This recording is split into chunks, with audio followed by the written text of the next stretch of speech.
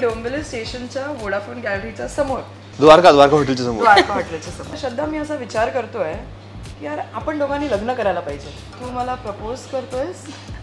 हो उगाच सीसीडी आणि सीसीडी तिकडे खर्च करण्यापेक्षा बेटर मी इकडेच विचारतो. आम्ही भानुशाली आहोत, राजपूत आहोत आम्ही. पण माझं एक ठाम मत होतं, माझं आणि माझ्या आईचं, आम्हाला आयुष्य काढायचंय, हीच हवी आहे. हा ढोकळा आहे. ढोकळा नाही. 5 मिनिटं झाले तो वेटर येऊन विचारून गेला की मॅडम पैसे पे केले का. म्हटलं अरे नाही, पर्सच निघत नव्हती. अरे पर्स निघत नाही, अडकती म्हणतोय. आणि मला नमस्कार, लव गेम लोच्याच्या नवीन एपिसोडमध्ये तुमच्या सगळ्यांचं खूप स्वागत आहे. आपल्या आवडत्या अभिनेत्यासोबत लग्न करायचं हे ऑलमोस्ट सगळ्या मुलींचं स्वप्न असतं. पण आपण कधी ऐकलंय का की एखाद्या फॅनचं आणि अभिनेत्याचं लग्न होतं? कदाचित ते आपण केवळ सिनेमातच पाहतो, पण हे खऱ्या आयुष्यातही होत असेल असं तुम्हाला वाटतं का? हो, मला विचाराल तर हे खऱ्या आयुष्यातही होतं. अमित आणि श्रद्धा, स्वागत आहे तुमचं दोघांचंही लव गेम लोच्यामध्ये. कसे आहात दोघंही? मस्त. सकाळी उठवणार सॅटर्डेच्या दिवशी. आणि सो 8 वर्ष झाली आहेत लग्नाला. कसा चाललाय संसार? कसं सगळं सुरू आहे? मस्त, फर्स्ट क्लास. छान. हो, आता तर आहे त्याला हाय बघून कळतच असतं. एकदम हॅपी आहे. म्हणजे अमित 8 वर्ष 9 वर्ष होणार आहेत आता, असं तुम्ही म्हणाल की 2 महिन्यात 9 वर्ष होणार आहेत. येस. सो एकदम हॅपी. येस. फक्त गिफ्ट काय द्यायचं मला कळत नाही आता ते. हो, 2 महिन्यामध्ये आधी वाढदिवस पण येतो. अच्छा, एकत्र आहे म्हणजे 2 गिफ्ट. अमितला खूप खर्च आहे 2 महिन्यात. सो मला थोडंसं मागे जायला आवडेल. आता लव गेम शोचं नाव लव गेम लोच्याचं, तुमची लव्ह स्टोरी आम्हाला जाणून घ्यायला आवडेल. सो कसं झालं सगळं, कसं जुळून आलं? आम्हाला माहिती आहे की तुमचं डोंबिवली स्टेशनचं खूप खास कनेक्शन आहे, फेमस झालंय ते आता. सो डोंबिवली आणि तुमचं कनेक्शन काय आहे? आम्ही दोघे डोंबिवलीमध्ये जन्मालो, दोघे डोंबिवलीमध्ये वाढलो. शाळा पण आमची एकच होती. ते नंतर कळालं आम्हाला की शाळा एकच होती, कारण आम्हा दोघांमध्ये 5 वर्षाचा फरक आहे. सो मी 10वीत असेल तेव्हा ही 5वीत होती. तेव्हा नाही दिसली, 5 वर्षाचा फरक. 5 वर्षाचा फरक आहे. सो आम्ही एक दिवशी डोंबिवली स्टेशनलाच बघितलं एकमेकांना. मी असं दाखवलं की मी नाही बघितलं तुला.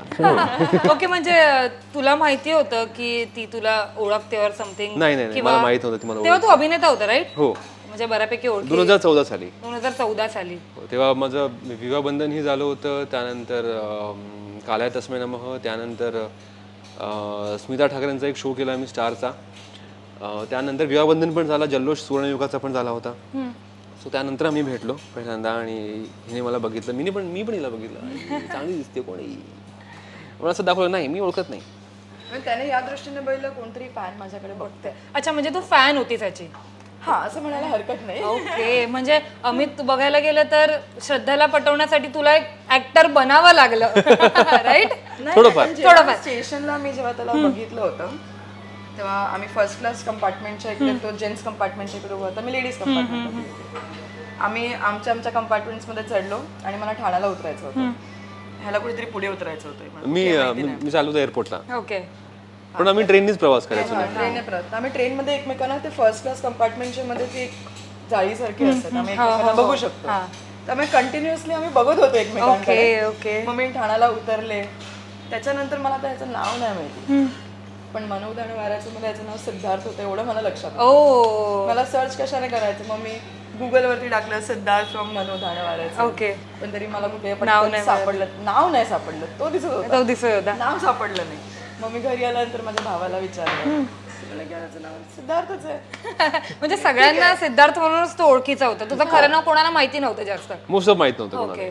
आणि मग नंतर खूप प्रयत्न केले. रात्रीच्या यायला सगळं जेवण वगैरे झालं, झोपायला बेडरूम मध्ये त्याच दिवशी मग रात्री खूप प्रयत्न केला त्याचं नाव शोधून काढायचं.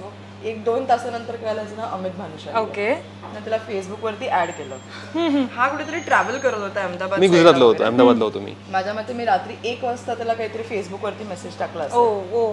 आणि नंतर मी झोपून गेले. सकाळी बघितलं 4-4:30 याचा मेसेज होता, रिप्लाय आला होता. तर मला खूप आनंद झाला होता की चला ह्याने काहीतरी रिप्लाय केला. आणि मी खूप सिम्पल मेसेज टाकला होता त्याला की मी तुम्हाला डोंबिवली स्टेशनला बघितलं, तुम्ही काम खूप छान करता, तुम्हाला करिअरसाठी ऑल द बेस्ट. ओके, एवढा. आणि त्यावर अमितचा रिप्लाय काय होता? तर थँक्यू सो मच, पुढच्या वेळेस बघितलं तर मला कॉल करा, please call me when you are going to see me next time. आणि नंबर दिलेला डायरेक्टली? आता बघ, दॅट इज समथिंग मिसअंडरस्टँडिंग. तर त्याने जेव्हा असा मेसेज टाकला मी त्याला म्हटलं अरे माझ्याकडे तुमचा नंबर नाही आहे. तर मला म्हणतो मी तुम्हाला नंबर बद्दल नाही सांगत आहे, कॉल म्हणजे मला हाक मारा. म्हणजे हा तर खूपच स्मार्ट आहे, बरोबर माहितीये काय बोलायचं.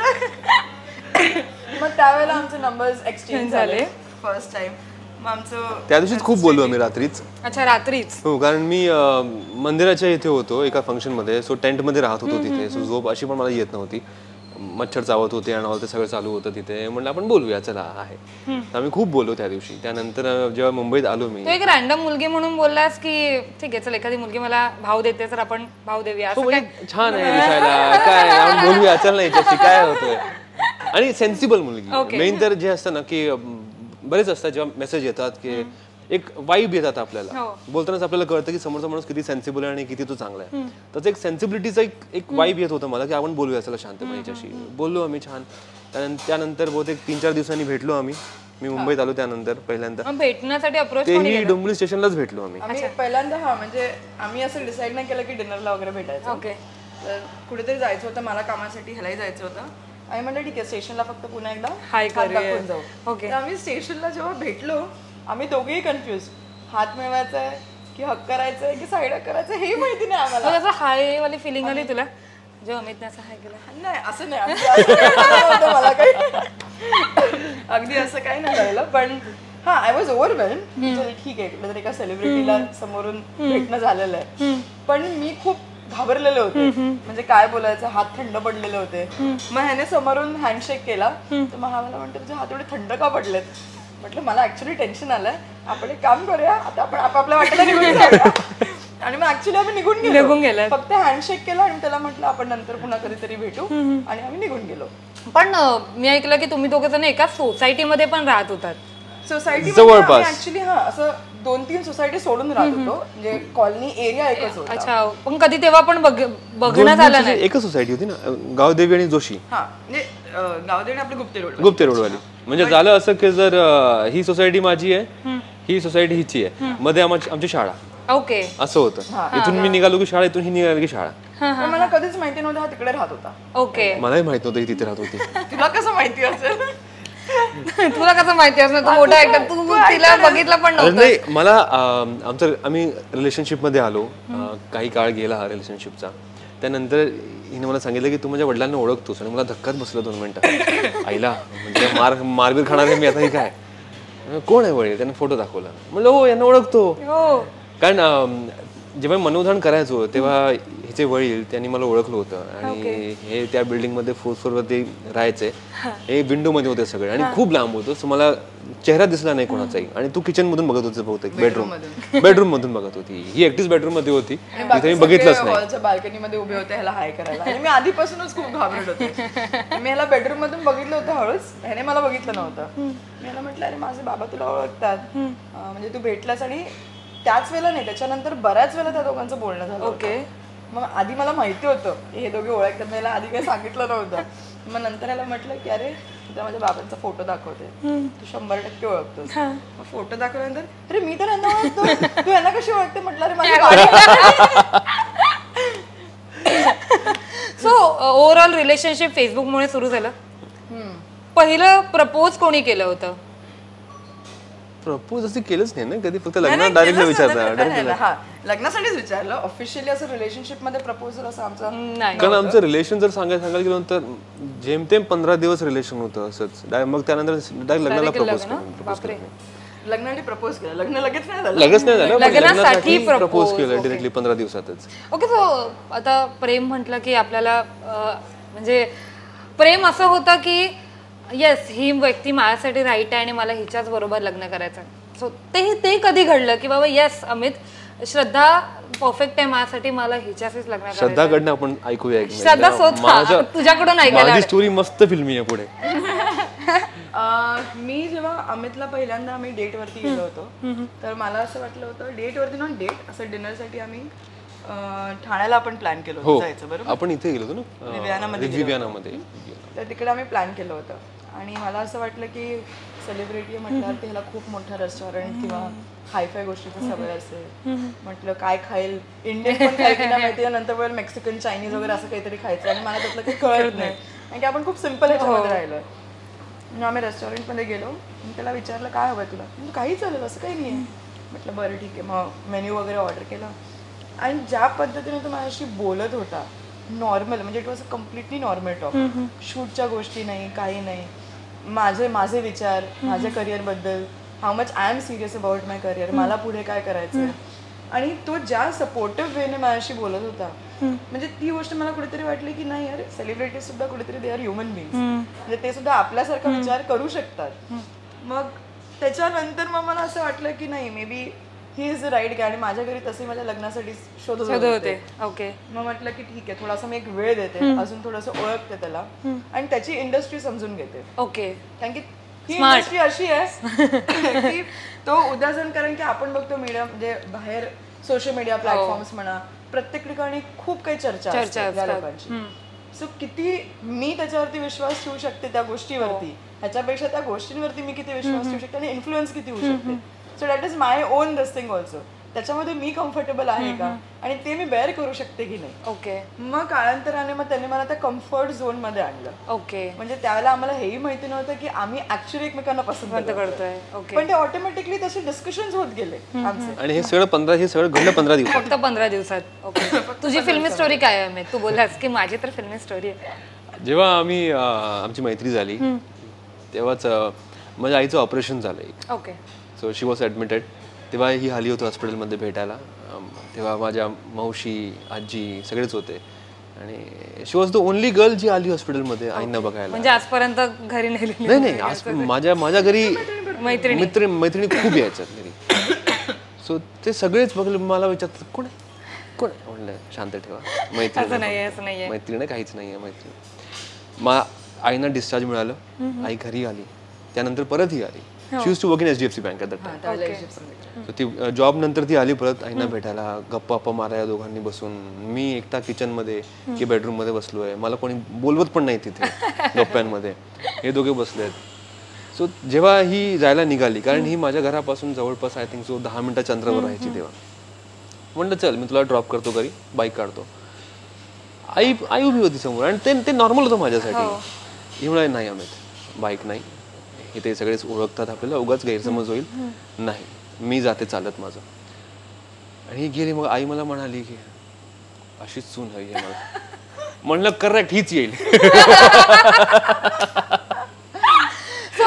ही असं म्हणाली तुला की नाही आता नको, लोक वगैरे बघतील. सो तुमचं असं कधी या 15 दिवसात लपून छपून भेटण्यात आलं का? की म्हणजे कारण की बाजूबाजूची बिल्डिंग आणि लोक ओळखतात, लपून छपूनच होतं. असं लपून छपून नव्हतं, पण असं असतं ना बाजूबाजूची बिल्डिंग, अरे तिकडे 5 मिनिटं लांब मला भेट, असं पिकअप आणि ड्रॉपचा स्पॉट होता, फिक्स होता. स्टेशनलाच भेटायचं, बिनधास्त होतो. ट्रेननेच ट्रॅव्हल करायचं. त्यामुळे डोंबिवलीमध्ये कुठेच भेटायचो नाही आम्ही. आम्ही ठाण्याला वगैरे जायचो, ठाणा मुलुंड साईडला, त्यामुळे स्टेशनला भेटायचो स्टेशनला, डोंबिवली स्टेशनला, जिथे सगळे बघतात. ओके. असं काही नव्हतं की नाही यार बुरखा पहन के जाते हैं, कोई देख लेगा तो. कारण की कसं असतं, शेजारी हे असं मुलगा मुलगी एकत्र दिसले की ते लोक नावं ठेवायला आधी असतात. सो तुमचं असं झालेलं का म्हणून माझ्या बाबतीत तर असं होतं की मी जेव्हा केव्हा स्टेशन पर्यंत घरी पोहोचतो तोपर्यंत 10 बायका माझ्या आईना येऊन सांगतात अमित ना तिथे हिला भेटला होता, त्याच्याशी बोलत होता. आई म्हणे मी ऐकलंय, थांबवा आता. सो घरच्यांना रिलेशनशिपची आयडिया होती दोघांच्याही? नाही.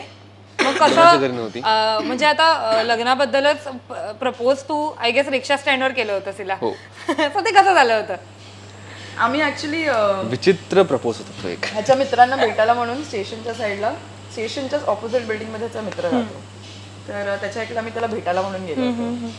त्याच्या लग्नाचा विषय चालू होता. ओके. तर तो त्याच्या गर्लफ्रेंड बद्दल सांगत होता, तो त्याच्या घरी कसं पटवायचं त्याबद्दल डिस्कशन चालू होतं. आणि मी आणि अमित आम्ही खूप जाणकारी लोक त्याला हेल्प करत होतो की कसा त्याचा प्रॉब्लेम सॉल्व्ह करायचा. आणि त्याला खूप विशेष टिप्पण्या देऊन आम्ही तिकडनं निघालो होतो. आणि डोंबिवली स्टेशनच्या वोडाफोन गॅलरीच्या समोर तिकडे एक auto stand, detail auto stand आहे, द्वारका हॉटेलच्या समोर. हॉटेलच्या समोर तिकडे असं ऑटो स्टँड आहे. मग चालता हा एकदम की यार श्रद्धा, मी असा विचार करतोय की यार आपण दोघांनी लग्न करायला पाहिजे. चालता आणि मी एकदम थांबले तिकडे. तर मी त्याला विचारलं तू मला प्रपोज करतोयस? हो, उगाच सीसीटीव्ही आणि सीसीटीव्हीकडे खर्च करण्यापेक्षा बेटर मी इकडेच विचारतो, हो नाही उत्तर तर त्याच्यावरती थोडी ना डिपेंड करते तुझं. म्हटलं अरे जरा तरी कमीत कमी मी असं नाही सांगते की you bend down on your knees, but at least काहीतरी.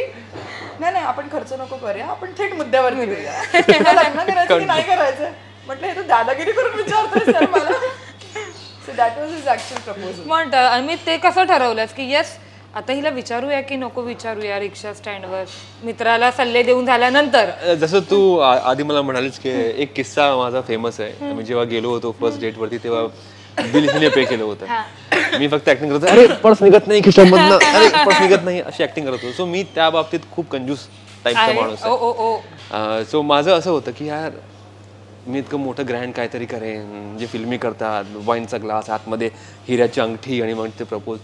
चुकून नाही म्हणाली तर खर्च वेस्ट जाणार, पैसे वेस्ट जाणार, मेहनत वेस्ट जाणार. डेटचं तर पहिला बिलचं न पे करण्याचं कारण हेच होतं की उगाच मी पैसे देईन आणि ती लग्न नाही झालं तर उगाच पैसे देऊन काय करायचं, म्हणून त्याने पैसे दिले नव्हते. ते त्याने मला नंतर सांगितलं. मी विचार करते नाही त्याचं कारण हे, मी आपली त्या दिवशी बिचारी सगळं जेवण वगैरे झालं, वेटर बिल घेऊन आला आणि दोघे आम्ही असं समोरासमोर बसले, मी अशीच बसले, तोही बसला. 5 मिनिटं झाले तो वेटर येऊन विचारून गेला की मॅडम पैसे पे केले का. म्हटलं अरे नाही. तर मी आपली पर्स वगैरे उघडून काढत होते, हा आपला मागून खिशातनं पर्सच निघत नव्हती.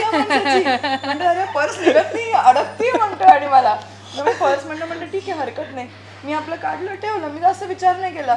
मग नंतर मला त्याने सांगितलं अगं मी ना मुद्दाम पैसे दिले नव्हते. पण नंतर मग तू असा विचार नाही केला काय कसा मुलगा आहे हा आणि याचे शेअर्स पैसे नाही दिले पण शेअर्स पण नाही दिले असा काय विचार नाही केला? त्याच्यानंतर पासून ते आतापर्यंत मी त्यालाच कापते.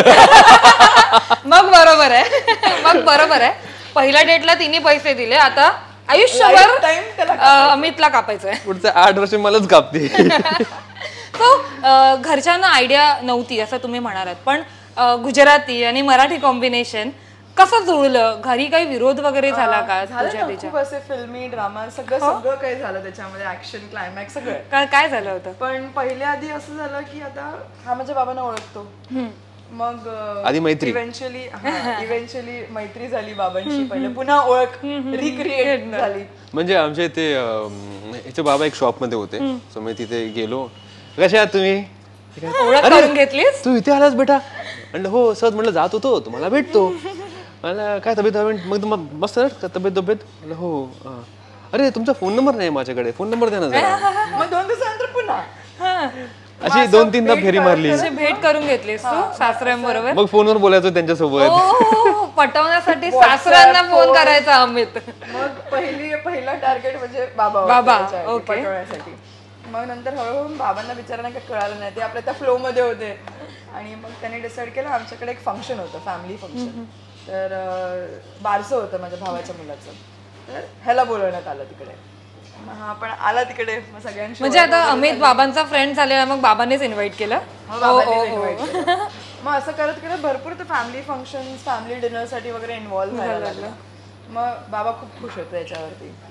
ठीक आहे, मग आता सेकंड टार्गेट म्हणजे भाऊ. भावाला खुश करायचं, माझा मोठा भाऊ. मग हळूहळू त्याच्याशी त्याने बोलणं वगैरे वाढवलं, व्हॉट्सअप वरती, कॉल वरती वगैरे. सीसीडी मध्ये कॉपी केली चला आपण. तेव्हा खर्च केला असतो भावासाठी, खर्च केला हिच्या. तेव्हा डोक्यात होतं लग्न करायचं. आता नाही. सो तुझ्या घरी मराठी मुलगी अन्न ह्यावरून काही विरोध झाला होता का? जास्त आईंना ते फेवरेट होती ना आधीपासून. आईला तर काही सून पाहिजे होती, आई सून पाहिजे होती. सो मॉम वाज like I am fine. Relatives मध्ये बाकीच्या थोड्या याच्यामध्ये थोडं हे झालं. कारण एक असं आम्ही भानुशाली आहोत, राजपूत आहोत आम्ही. सो आमच्यामध्ये खूप असं होतं की भानुशाली आहे तर भानुशालीशीच लग्न करायचं, राजपूतच हवेत सोबत. सो ते होतं थोडंफार. पण माझं एक ठाम मत होतं, माझं आणि माझ्या आईचं, आम्हाला आयुष्य काढायचंय, हीच हवी आहे, संपला विषय. मग बाकीच्याने पटवायची गरज लागली नाही, आई म्हणाली हो तर शिक्का, बस संपला विषय. टाइम बसलाय, कोणी मध्ये येणार नाही. मग वाव, काय हे टेडी. श्रद्धा, तुला विचारायचं की अमित एक नावाजलेला अभिनेता त्यावेळी होता ऑलरेडी, पण तुझ्या लग्न करायच्या आधी असं डोक्यात आलं होतं का की हा एक अभिनेता आहे म्हणून करू की नको करू? काय होतं मनात तुझ्या? 100% आलं होतं. आणि मी त्याला सांगितलंही होतं मी जेव्हा त्याने लग्नाचं वगैरे मी होकार दिला त्यानंतर खूप भीती होती. मग दुसऱ्याच दिवशी त्याला मी भेटले होते. ओके. आणि त्याला म्हटलंय बघ मी होकार तुझ्या आणि माझ्यामध्येच आहे, अजून की आपण फॅमिलीला सांगितलं नाहीये, पण तुझी इंडस्ट्री अशी आहे ना की जिथे प्रत्येक वेळेला मुलगी चेंज होत जाते आणि मला ती गोष्ट मी कम्फर्टेबल नाहीये त्या गोष्टीमध्ये. मी एक्सेप्ट करू शकेन बाकीच्या गोष्टी, ही गोष्ट नाही एक्सेप्ट करू शकत. आणि म्हटलं तुमच्याकडे शूटिंग्स असतात, काही सीन्स असे असतात की कदाचित मी इन्सिक्युअर होऊ शकते, तर तुला मला ते कम्फर्ट झोन द्यावा लागेल, तुला विश्वासात घेऊन द्यावं लागेल. नाहीतर मग म्हटलं बेटर आहे आपण आत्ताच विचार करूया करायचं की नाही, कारण की मी या फील्डची नाही, मी कॉर्पोरेट मध्ये आहे, तू या लाईनचा आहे आणि तू सिरियल मध्ये येणार जाणार, लोक भरपूर काही बोलणार चर्चा करणार, तर तुला मला विश्वासात घ्यावं लागेल. मग त्यानेच मला समजवलं की बघ सगळ्या गोष्टी या फेक असतात आणि so you don't care about it, बाकी मी आहे, फक्त माझ्यावरती विश्वास ठेव and let's just go with the flow. But नंतर मग तू कधी इन्सिक्युअर झालीस का काही सीन्समुळे किंवा काही कोणाचे रुमर्स वगैरे अमित बरोबर जोडले गेले असतील तर कशी इन्सिक्युअर झाली होतीस का? कधी इन्सिक्युअर कधीच नाही झाले. फक्त एकदा मला आठवतं एक सीन असा होता, मी ह्याच्या शूट वरती गेले होते आणि ह्याच्या गुजराती सिरियलची शूट चालू होती. फक्त माझं टायमिंग चुकीचं झालं एंट्री होण्याचं, की ह्याचं बेडरूम सीन चालू होतं त्याच्या को ऍक्टर बरोबर आणि खूप रोमॅन्टिक सीन असा होता त्याच्यामध्ये. आणि मी आपली एंट्री केली होती, मी ह्याच्यासाठी लंच घेऊन आले होते. तर मी आपली एंट्री केली आणि ह्याने मला बघितलं आणि मी त्याला बघितलं, तर मला एकदम कसं तरी विचित्र झालं ते बघायला. मग नंतर ह्याचे 10 वेळेला कट झाले असतील, हा सीनच करू शकला नाही आणि मला डिरेक्टरने बाहेर काढलं की आप ना प्लीज यहाँ से चले जाओ, वो हम लोग का सीन नहीं हो रहा है. मग नंतर श्रद्धा बाहेर गेल्यावर सीन झाला परफेक्ट झाला. जेमतेम झालं. म्हणलं हे मी नाटक करतोय कुठं चुकीचं होईल सगळं. बायका समजणार नाही. इन्सिक्युरिटी कधीच नाही झाली, कधीच नाही आली, कारण की त्यांनी तुला तेवढं विश्वासात घेऊन ठेवलं होतं. प्रत्येक वेळेला मला म्हणजे कुठलाही असा एक सीन आला की तुम्हाला आधीपासूनच सांगून ठेवायचं की असं असं येणार आहे, तू प्रिपेअर राहा यासाठी. नाही मग मी त्याला काय म्हटलंय बघ मी ना तुझे असं सिरियल्सच बघणार नाही. ओके. सिरियल नंतर बघणं ऍक्च्युली काही वेळ बंद केलं होतं. मग आताची ठरलं तर मग बघते की रोमॅन्टिक सीन्सच नाहीत ना त्याच्यामध्ये, रोमॅन्टिक सीनच नाहीत. नाहीच खोटे नवरा बायको सिरियल ना एक तर एक्स्ट्रा मॅरिटल अफेअर तरी असणार, असंच काहीतरी आहे. या आधी पण जो शो करायचो मी श्रीमंता घरची सून, त्याच्यामध्ये तर एक सीन आठवतोय मी तुला भयानक. मी त्यामध्ये विलन करायचो, तो शेवटचा अटेम्प्ट टू रेप वाला. त्याला म्हटलं मला मी बघूच शकत नाही, मी तर स्किपच केला होता, बघितलंच. म्हणजे आतापर्यंत लग्नाचे 8 वर्ष होऊन गेली तरी पण तुला हे थोडंसं इन्सिक्युअर आहेस तू ते सीन्स आणि त्या सगळ्या गोष्टींबद्दल. इट्स नॉट अबाउट त्याच्यासाठी इन्सिक्युअर, पण काही वेळेला काही कॉन्टेंट असे असतात ना की कोणीही ऍक्ट करो पण आपण कम्फर्टेबल नसतो ते सीन्स बघण्यासाठी. असे काही experience. That's a normal reaction for any girl की त्याचा नवरा जो प्रेम करते, being a normal person I won't say ते होतच की कोणालाही त्याचा नवरा दुसऱ्या बाईच्या कुशीत जातोय, दुसऱ्या बाईला तो हक करतोय किंवा तिला उचलतोय, ते कोणालाही आवडणार नाही. भले मी पैशांसाठी करतो ते, at the end of the day आम्ही माझं काम आहे, ते माझं काम आहे. बऱ्याच वेळेला सांगतो श्रद्धा हे बघ हा सीन येणार आहे पण पैसे मिळणार मला पैसे मिळणार, मला करावं लागणार आहे, कारण हा आमचं काम आहे. जसं तुमचं काम आहे तुम्ही इंटरव्ह्यूज घेता, दुसऱ्यांचं काम आहे ते जॉब करतात, त्यांना पैसे मिळतात, हा आमचं काम आहे. येस. सो लग्नाच्या दिवसापर्यंत जाऊया, लग्नाच्या दिवसापर्यंत पोहोचूया की लग्न कसं झालं होतं, मराठी पद्धतीने गुजराती पद्धतीने. मला पहिली गोष्ट, बोलणी कशी झाली दोन फॅमिलीमध्ये, गुजराती आणि मराठीमध्ये? भानुशाली आणि म्हणजे हिचं आडनाव नाही माहिती मला. ओके. सो तसं कसं झालं दोन फॅमिलीमध्ये? आधी खूप कॉम्प्लिकेशन्स होते हिच्या फॅमिलीकडनं, कारण बिंग फ्रॉम द इंडस्ट्री तो एक मोठा इश्यू होता माझा. कास्ट इश्यू इतका नव्हता. ओके. त्यांचं एकच होतं की तू जॉब कर तरी चालेल, but industry is not sounding that good. पण तरी मग त्यांनाही म्हणवलं. काही काळ गेला आमचा, मला ऑब्झर्व केलं, 7 महिने गेले. हो, मला ऑब्झर्व केलं काय आहे, कसा आहे तो, कसा राहतोय घरी, फॅमिली सोबत कसा राहतोय. त्यानंतर त्यांनी होकार दिला आणि मग बोलणं झालं आईंशी आणि मग आम्ही ठरवलं की बस आम्ही आता लग्न करू. पण दोन फॅमिलीज भेटल्याच असतील ना, म्हणजे जेव्हा माझं लग्न होत होतं तेव्हा दोन फॅमिलीज भेटलेला, तेव्हा आम्हाला अशी धाकधूक होती की काय बोलणार. म्हणजे मी आणि माझा नवऱ्याच्या बाजूला उभे होते आणि बघत होते काय चाललंय काय. तसं तुमच्यामध्ये झालं होतं का? उलट खूप इझी गेलं, कारण की बिंग हा आणि बाबा एकमेकांना ओळखत होते, त्यामुळे आईस ब्रेकर ऑलरेडी झालेला होता. आणि आई आणि माझी आई हे दोघे एकमेकांशी खूप छान जेलप झाल्या होत्या. ओके. त्यामुळे सगळ्या गोष्टी खूप स्मूथ झाल्या. म्हणजे आम्ही जो विचार करून गेलो होतो मग नंतर काय अरे विचार करायची गरजच नव्हती. ओके. गोष्टी आपणून म्हणजे आधी मला तर हिंदीमध्येच कम्युनिकेशन होतं. ओके. आणि मग डिरेक्टली ह्याच्यापासूनच सुरुवात की अरे आपण आता लग्नाची तारीख काढायला पाहिजे, मग आपण लग्न कुठल्या पद्धतीने करायला पाहिजे. मेन तर प्रश्न तो होता की महाराष्ट्रीयनच्या याच्यामध्ये की गुजरातीमध्ये. आणि दोघांचं एकमत होतं की या दोघांची जी इच्छा असेल त्याप्रमाणे करूया. आणि आम्ही दोघांनी असं ठरवलं होतं की आपण लग्नामध्ये जास्त खर्च करायचा नाही, असं आमचं दोघांचे म्युच्युअल अंडरस्टँडिंग होतं. कारण की आई वडिलांनी खूप कष्ट करून पैसे कमवलेत आणि त्यांच्या पण रिटायरमेंटसाठी कामी यायला पाहिजे, म्हणून आम्ही खूप प्रायव्हेट छोटं लग्न केलं. फक्त 40-50 लोक. आणि जे उरलेले पैसे होते ते आम्ही पॅरिस गेलो. पॅरिस आम्ही जेव्हा हनीमूनला गेलो होतो ते सुद्धा आम्ही कंडिशन ठेवले होते की आम्ही दोघे त्याचा खर्च करणार आणि बाकी त्याच्यामध्ये कोणी पैसे घालायचे नाही. आर्य समाज पद्धतीने आम्ही ऍक्च्युअली लग्न केलं आणि म्हणजे कोणालाही हर्ट नको व्हायला त्या ह्याच्याने.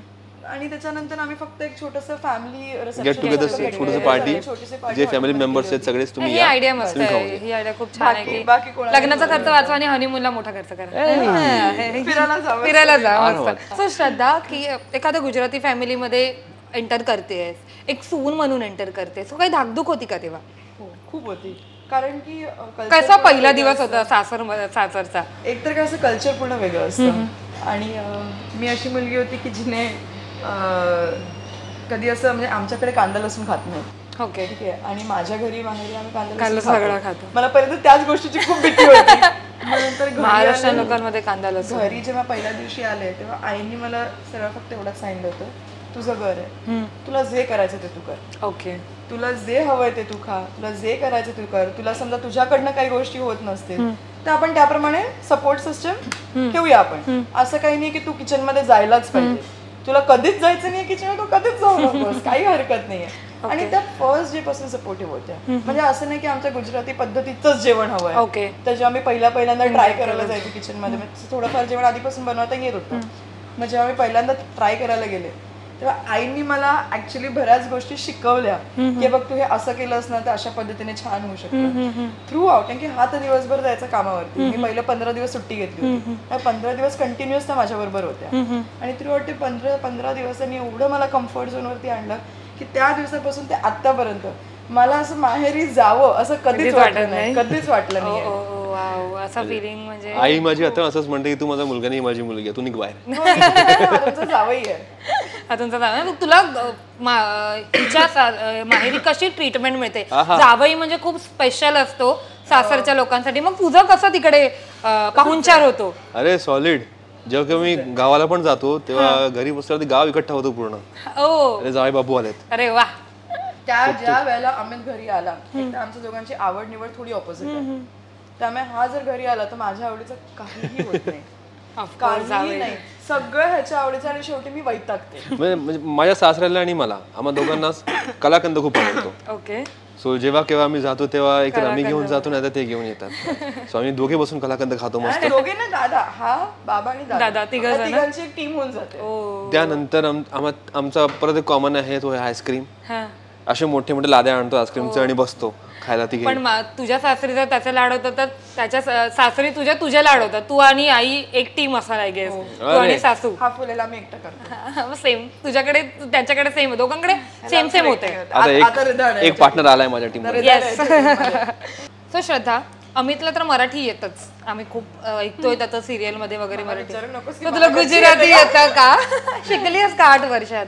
गुजराती नाही, कच्छी लँग्वेज आहे. ओके. आणि गुजरातीपेक्षा कच्छी खूप कठीण आहे. ओके. समजायला सुरुवातीच्या वेळेत तर मला काय बोलायचं ना कळायचंच नाही. तुला पण सांगितलं ना आता एक लाईन तुला सांगितली कच्छी मध्ये, तुला वाटेल ही एलियन भाषा आहे की काय?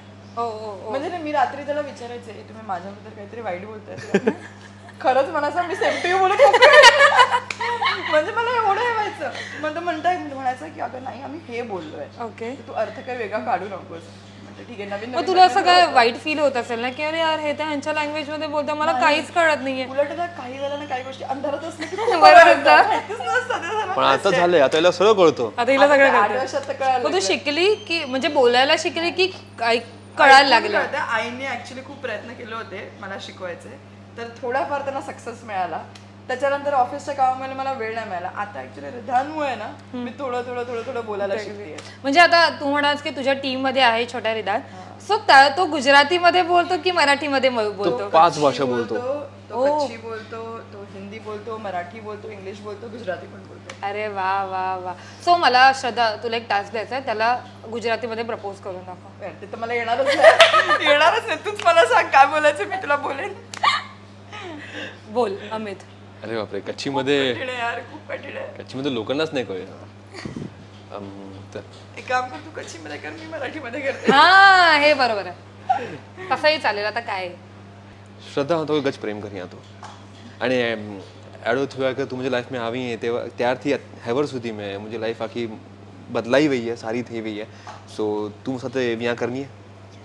अरे मराठीमध्ये फक्त येस असतं. मराठीमध्ये फक्त मला प्रपोज करायचं नव्हतं ना, आता तू प्रपोज केलेलंस. ओके, सो ही आमची लँग्वेज कच्छी. छान आहे, मला थोडीफार कळली. म्हणजे मला कळली की शब्द व्या मधले वगैरे ते तेवढंच कळलं, बाकी काहीच नाही कळलं मला. चांगलं आहे. सो आता भांडणं तर होत असतात प्रत्येक कपलमध्ये. मग भांडणं कोणत्या लँग्वेज मध्ये होतात, मराठी की गुजराती की कच्ची? हिंदी मध्येच बोलतो. एकदम हिंदी. आणि आता तर भांडणाचा स्कोपच राहत नाही. किती भांडलो तरी रात्री तो रिधान येऊन पप्पा मम्मी करू हो गे चला झालं. म्हणजे तुमच्याकडे एकदा मला आठवतं असं आमचं कुठल्या तरी एकाचं आर्ग्युमेंट झालं होतं आणि आम्ही शक्यतो आर्ग्युमेंट रिधान समोर काही करत नाही. जे असेल एका रूम मध्ये आतमध्ये करा, सोडून द्या. पण मुलांना एक सेन्स होतो की आई बाबा बोलत नाहीयेत एकमेकांशी, काहीतरी प्रॉब्लेम आहे. त्यामुळे त्याच्यासमोर आम्ही एकदम म्यूट वरती होतो, आम्ही एकमेकांशी बोलतच नव्हतो. मग त्या दिवशी आम्ही रात्री आतमध्ये गेलो आणि तो आमच्या दोघांच्या मध्ये झोपतो. तर मग त्याने काय केलं, पप्पांच्या खांद्यावरती हात ठेवला, मम्माच्या खांद्यावरती हात ठेवला आणि दोघांची डोकी अशी जवळ गेली. तो लहान 2 वर्षांचाच आहे राईट? तो खूप स्मार्ट आहे, तो खूप स्मार्ट आहे. त्याला बरोबर करतात गोष्टी त्याला. आणि एकदम प्रेमाने मम्मा पप्पा आय लव्ह यू.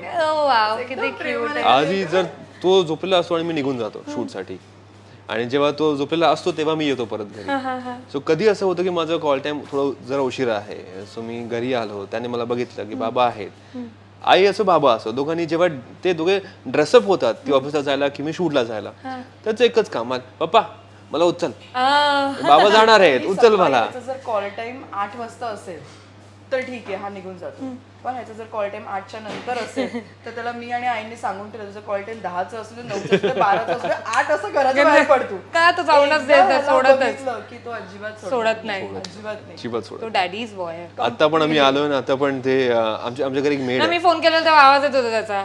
हो ना, म्हणजे आता अवस्था अशी होती की रोज तिला आई आणि आमच्या घरी एक मेड आहे श्रेया.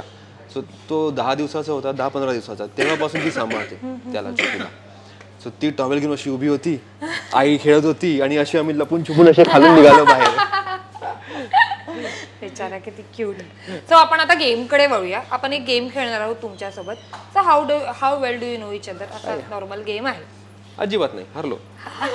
सो पाट्या आहेत, त्या पाट्यांवर तुम्हाला तुमची उत्तरं लिहायची आहेत आणि नंतर दाखवायची, शो करायचे. ओके.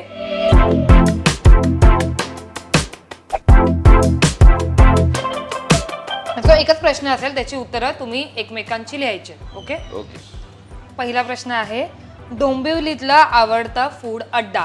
अमितचा कोणता आवडता आहे, श्रद्धाचा कोणता? तू श्रद्धाचा लिहायचा का? येस. सो कॅमेराला दाखवा काय लिहिलंय. मुनमुन मिसळ आणि डॉमिनोज. तिने असं लिहिलंय पावभाजी स्टेशन जवळ. माझी येते ना. अच्छा ओके, तू तुझं चालेल. मला वाटलं ना हा सिकली मी लिहितोय की काय. नाही. डोंबिवलीतील आवडती फिरायला जायची जागा. ऍक्च्युली कुठे गेलोच नाही डोंबिवलीत फिरायला. डोंबिवली स्टेशन एकच आहे आमचं. स्टेशन लिहिलं त्यांनी. तू फिरायला जायची जागा नाही यार. पण तुम्ही हाय हॅलो आता भेटा करता तुम्ही स्टेशनला. ठीक आहे, skip. Favourite dish. Pav bhaji dabeli. बरोबर आहे. तिला पावभाजी किती द्या. मी सुख असू दे दुःख असू दे, मी पावभाजी नाही सोडत. अमित श्रद्धाला आवडणारी गुजराती डिश, श्रद्धा अमितला आवडणारी महाराष्ट्रीयन डिश.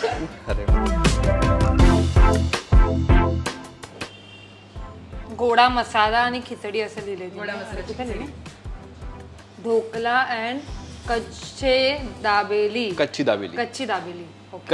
कच्ची दाबेली इथे खूप मिळते, पण जेव्हा आम्ही भुजला जातो तेव्हा तिकडे एक कच्ची स्पेशालिटी आहे दाबेली. तिथे एक माणूस असतो दाबेली बनवतो आणि भुजला गेलो आम्ही, त्या फ्लाईट असू दे, ट्रेन असू दे, काही असू दे, दाबेली खाता. तिथे जायचं आणि 3-4 चोपायचेच.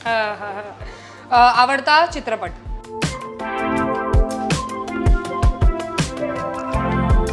अंदाज अपना अपना, मी पण अंदाज अपना अपना. तू तुझा आवडीचा लिहिलास वाटतं. नाही, आम्ही दोघेही बघतो ती film. दोघांचा सेम आवडता. सो 10वीला आणि 12वीला श्रद्धाला किती टक्के मिळालेले, अमितला किती टक्के? नाही, माहितीच नाही मला. 10वी आणि 12वी. हा, 12वी कुठे तुला झाली सगळं माहिती आहे अमित. माझी 12वी नाही झाली आहे. 12वी नाही, डिप्लोमा केला. अच्छा, डिप्लोमा आणि मग डिग्री केली. हा, मग ठीक आहे, डिप्लोमाचे टक्के लिहिले. लिहू का आता? ऍक्च्युली मी असा प्रश्न विचारेल. अरे नको, लोकांना गैरसमज होईल. ऍक्टरच व्हायला पाहिजे होता मुलगा, चुकून झाला.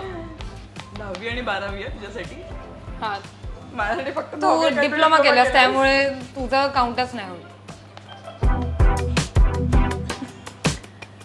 10वीला अमितला 55 होते. येस. माझं दाखव 12वी आणि 10वीचं आठवत असेल तर. मला असं वाटतं श्रद्धा हुशार असेल. ती हुशारच आहे, तू खूप जास्त हुशार आहे बहुतेक, आय थिंक. 10वीला 73, 12वीला 75. थोडंफार. किती होते? 10वीला 61 होते ऍक्च्युली. 10वीचं चांगलं झालेलं आहे. आणि 12वीला 72 होते. 72 होते. हा, जवळपास. म्हणजे 61च होते. काय फार नाही, 6% जास्त. 6% जास्त अमित पेक्षा. सो एकत्र पाहिलेली पहिली फिल्म और वेब सिरीज जे काय? पुढचं समजून घ्या आता. रॉकी और रानी की प्रेम कहाणी. हा, रॉकी राणी प्रेम. फ्री टाइम मध्ये अमित काय करेल आणि श्रद्धा काय करेल जेव्हा फ्री असतील तेव्हा? श्रद्धाला फक्त प्रश्न सांगायचे तू आणि श्रद्धा लगेच लिहिते. तू काय लिहिले? वेब सिरीज आहे. फ्लूट रिदानसोबत. ओ ओ ओ रिदानसोबत गेम्स आणि टीचिंग. आणि ही खूप छान पद्धतीने शिकवते रिदानला, जे मला जमत नाही. राग येतो तेव्हा कोणता पहिला शब्द तोंडातून निघतो दोघांच्या? दोघे गप्पच असतो राग आल्यावर. शिव्या नाही म्हणजे असं काही गप्प बस रे वगैरे, किंवा शांतच बसता किंवा असं काही? ह्याचं हा, मी तरी खूप बडबड करते पण हा शांत असतो. अमितला आठवलंय.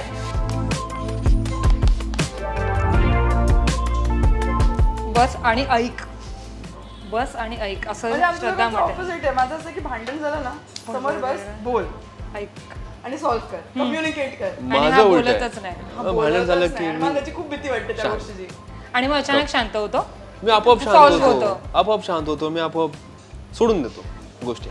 आणि मग मी त्याला पुन्हा खेचून सोडलेच कशाला? बोल. बस बोल. मुली अशाच असतात आय गेस. क्लोजर. मुली अशाच असतात आय गेस. क्लोजर पाहिजे असतं. मला क्लोजर नको आहे, संपलं विषय, सोडून दिलं. मी क्लोज केल्याशिवाय थांबत नाही.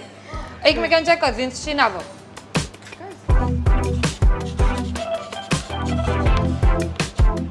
प्रथमेश आणि प्राची. रिंकुदी.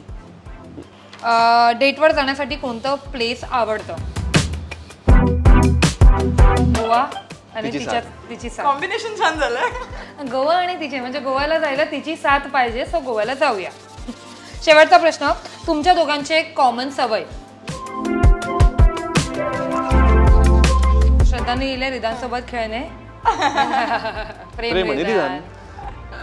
सो मला तरी असं वाटतंय की श्रद्धा ह्याच्यामध्ये जिंकली आहे. हो, ती श्रद्धा विनर आहे या गेमची. ती नेहमीच जिंकते. सो आता नेक्स्ट गेम आहे की मी तुमच्या दोघांच्याही डोळ्यांना पट्टी बांधणार आहे आणि तुम्हाला मी काही गोष्टी खायला देईल, ते तुम्ही ओळखायच्या.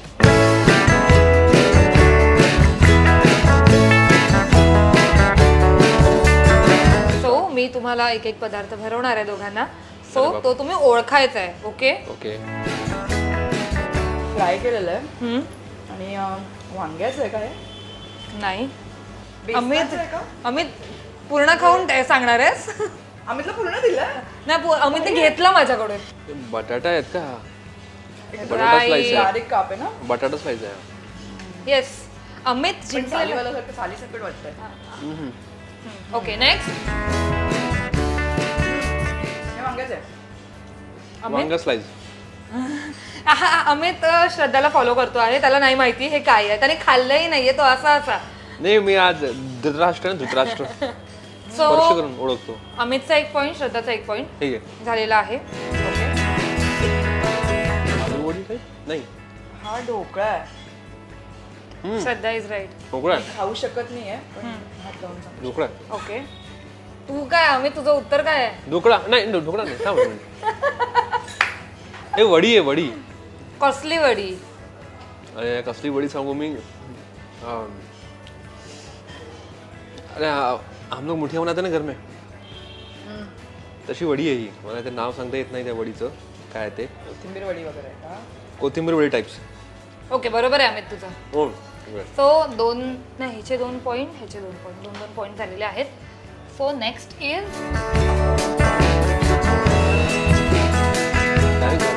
कोथिंबीर वडी आहे.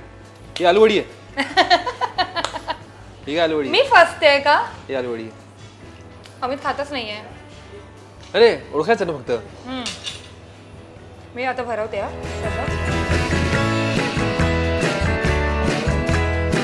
चाट आहे. दही घातलंय. दहीपुरी. म्हणजे वरच काहीतरी आलं बहुतेक. अमित. चटणी आली आहे, पुरी नाही आहे बहुतेक. म्हणजे मला नारळाची चटणी लागली. हा ढोकळा आहे. हा ढोकळा आहे. ढोकळा. खमण ढोकळा. त्याने खायला पण. आणि श्रद्धा तुझं? चाट होतं, दही चाट होतं, ते नारळाची चटणी होती. ओके, सो ह्याचं उत्तर बरोबर आहे अमितचं. आणि श्रद्धाचं उत्तर थोडंसं चुकलंय. काय दे मला. थांब जरा, तुला तिथे चटणी आहे का नारळाची? नारळाची चटणी होती का? है ना? नारळ चटणी आहे. नारळाची चटणी. ओके, सो पट्टे खोलू शकता तुम्ही. बघा आता काय आहे ते, तुम्ही काय काय टेस्ट. चला मोस्टली सगळं ठीक आहे. सो दोघंही जिंकले, दोघांचे पॉइंट सेम आहेत. सो दोघंही जिंकले. सो गेम तर झालाय, लव्ह स्टोरी जाणून झाली आहे. सो आता लोचाकडे वळूया. लोचा तुमच्या आयुष्यात काही घडलाय का? आता सेगमेंट लोचाच आहे, तो काही ना काहीतरी लोचे घडलेच असतील. तर काय घडलेत लोचे? लग्न म्हणजे लोचाच आहे. तो सगळ्यात मोठा लोचा तिथेच झाला. सगळ्यात मोठा लोचा लग्न. नाही पण आहेत असे किस्से.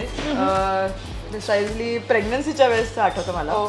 एक तर कोविडचा वेळ होता, त्यामुळे बाहेरून खाण्याचे चान्सेस खूप कमी होते. आणि आय थिंक जुलैचा महिना होता, भरपूर पाऊस होता. रात्री आमचं जेवण झालं होतं जेवण, आणि 1 तासानंतर मी ह्याला सांगितलं की अरे अमित, मला ना गरम गरम समोसे. म्हणजे ही बेडरूम मध्ये गेली झोपायला, मी किचन आवरत होतो. तू आराम कर, मी सगळं काम आवरतो किचनचं. मी आवरत असताना 11:30 12 वाजले होते. 12 वाजले, 11:30 पावणे 12 झाले. पावणे 12 झाले होते.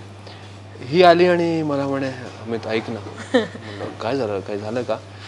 नाही ऐक ना. काय बोल, तू टेन्शन येत आहे. मला समोसे हवेत. आणि मी अशी की मला समोसा अजिबात आवडत नाही. ती समोसा कधीच खात नाही, कधीच खात नाही. ती वडा खाते. आणि एवढा सुंदर पाऊस होता ना, मी म्हटलं मला ना खूप समोसा खायची इच्छा होते. तर म्हणाला की मी बनवू का? म्हटलं तू बनव, परत इच्छा निघून जायची माझी. कारण की वेळ लागला. मग त्याला म्हटलं यार तरी आपण स्विगी मधनं बघूया. तर स्विगी मधनं फोन केलं तर काय कोण द्यायलाच तयार. सगळे बंद स्विगी मध्ये. हाने काय केलं, बोरिवलीला रबडीवाला म्हणून दुकान आहे, तिकडे फोन केला 11:15 वाजता. ओके, काठीवाडी रबडीवाला दुकान आहे, काठीवाडी काठीवाडी खाना. त्याला फोन केला 11:15 वाजता आणि त्याला सांगितलं की भाई मला समोसे हवेत. समोसे चाहिए. हाँ सर, गरम तो नहीं मिलेगा. 4 समोसे है हमारे पास बचे हुए, ओवन में गरम दे देंगे. हाँ सांगते अरे नहीं यार मेरी प्रेग्नेंट है, आप प्लीज ताजा फ्रेश गरम गरम बना के दे दो. आणि खूप रिक्वेस्ट केली. म्हणजे दुकानदार पण खरंच खूप चांगला. मग त्यांनी सांगितलं की ठीक है हम डिलीवर तो नहीं कर पाएंगे, आप इधर आ जाओ, आपके सामने गरम गरम बना के देंगे. हा आणि मी त्याला म्हटलं मी पण येणार. गाडी खाली आणली त्याने, एकदम सावकाश मला गाडीत बसवलं आणि आम्ही तिकडे गेलो रबडीवाल्याच्या इकडे. आणि तिकडे पोचल्यानंतर मी असं समोरून मस्त गरम गरम समोसे वगैरे बनवतो. मला त्यांनी सांगितलं गाडीतून उतरू नकोस. म्हटलं ठीक आहे. लिटरली त्या दुकानदाराने सुद्धा भाजी वगैरे बनवली, गरम समोसे बनवले, तळले हिच्यासाठी. मग गाडीमध्ये बसून ह्याने पण खाल्ला, आणि फक्त त्याचा फायदा. आणि त्यानंतर फक्त समोसे नाही, अरे ते जलेबी पण हवी आहे. ह्याच्याकडे मला जलेबी हवी आहे. अरे रात्री 12 वाजता जलेबी कोण बनवणार? म्हटलं ते पण घेऊन येणार. म्हणतो पोटात जागा तरी आहे का तुझ्या? म्हटलं रे मी एकाच व्यक्तीचं जेवलं ना, एका व्यक्तीचं बाकी आहे म्हटलं अजून. आणि मग मस्त गाडीमध्ये बसून. पण ते जो प्रेग्नन्सीचा टाइम होता ना, ह्याचा पण टाइम होता बहुतेक मला डोळायला लागले होते माझ्या बरोबर त्याला पण डोळायला लागले होते. ह्याचं वेट केवढं वाढलं होतं ना त्यावेळेला. बट थँक्यू गॉड की तो कोविडचा काळ होता आणि शूट्स नव्हते जास्त. सो कम्प्लीट वेळ ते कम्प्लीट 9 महिने मला ह्यात देता आले आणि ते कम्प्लीट 9 महिने प्रेग्नन्सी ही पण जगली मी पण जगलो होतो प्रेग्नन्सी. खूप म्हणजे खूप जवळ. आणि नंतर मला आठवतं ज्या दिवशी 1 ऑक्टोबर होता म्हणजे 2 ऑक्टोबरला रिदान जन्माला आला. डेट होती 15 ऑक्टोबरची. ओके ड्यू डेट होती 15ची. 1 ऑक्टोबरला रात्री 11:30 पावणे 12 वाजता हा म्हणाला की यार बराच वेळ झाला आपण रात्रीचे गप्पा नाही मारले म्हणजे आता एकदम वेळेवरती झोपतो आपण असं ना गप्पा वगैरे मारूया मूवी बघूया फेवरेट. त्यावेळेला आम्ही अंदाज अपना मूवी लावला रात्री. मग असं उत्तर तिकडनं. आणि मग नंतर आयपॅड वरती अंदाज अपना आम्ही बघत होतो. मस्त असं लाईट वगैरे डिम केले होते आणि कसं बॅकला रेस्टिंग मिळायला पाहिजे म्हणून त्यांनी पिलो वगैरे ठेवलं मस्त आम्ही बघत होतो.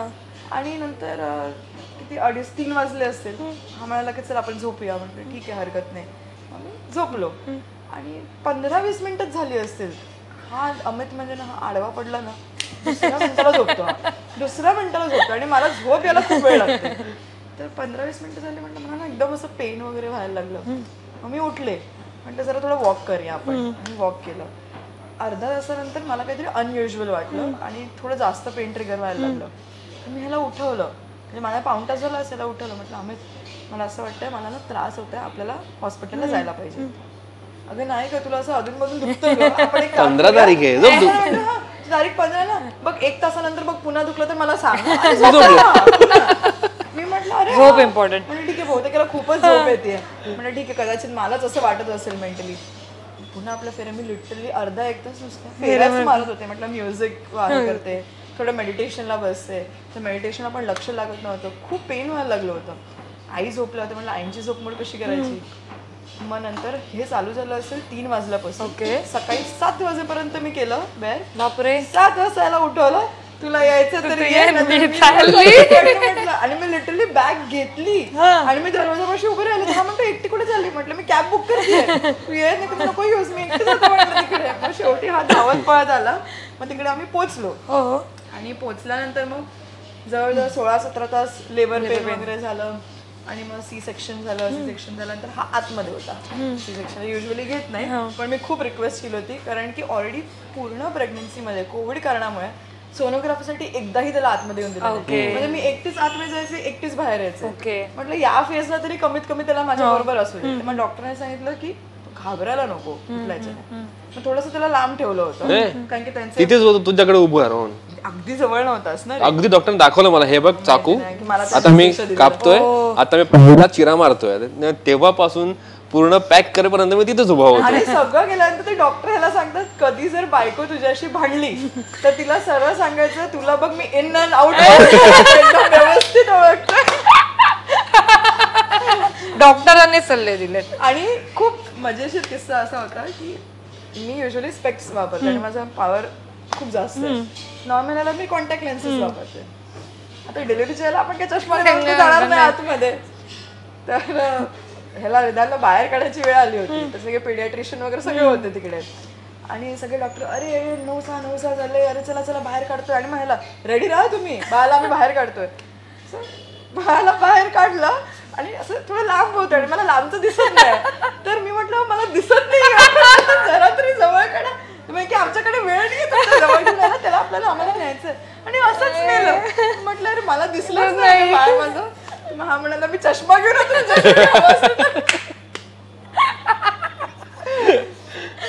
तो बाहेर आला. म्हणजे असे खूप मजेशीर किस्से आहेत. सो असे लोचे झालेले आहेत त्यांच्या आयुष्यात. So thank you so much guys. खूप मजा आली तुमच्याबरोबर गप्पा मारताना. तुम्हाला कसं वाटलं माझ्याशी गप्पा मारताना. मस्त मस्त. माझं नाव श्रद्धा. सॉरी श्रद्धा. बरं झालं गॅप घेऊन श्रद्धा म्हणायचं परत श्वेता म्हणणार. सॉरी नाही श्रद्धा नाव यायचं श्रद्धा. पण खूप छान वाटलं मस्त वाटलं. पुन्हा असं सगळ्या गोष्टी आठवण मागे अजून जरा असं एकदम काय म्हणतात वर्ड ते इंग्लिश मध्ये नॉस्टॅल्जिया. आजकाल हा शब्द जमी होत आहे ना. कारण मला आधी या शब्दाचा अर्थच कळत नव्हतं नॉस्टॅल्जिया. म्हणजे नॉस्टॅल्जिया म्हणजे काय नॉस्टॅल्जिया असं काहीतरी असेल. मग मी हिला विचारलं नॉस्टॅल्जिया म्हणजे काय मग सांगितलं. So thank you so much. Thank you thank you thanks to you too. Thank you.